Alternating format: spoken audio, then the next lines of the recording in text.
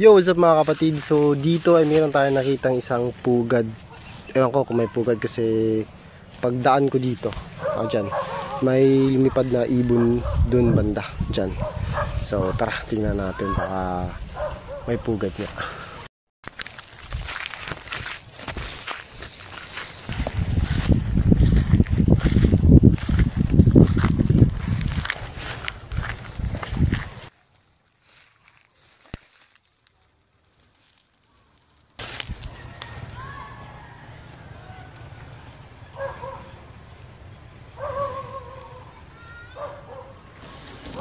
Yun, so yun nga mga kapatid, meron nga ang pugad dito.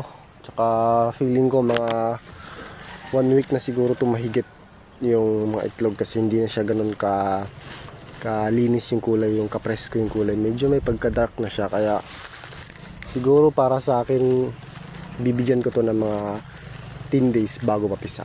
So yun lang mga kapatid, iwan na natin at magbibigay tayo ng update sa susunod pag napisa na to.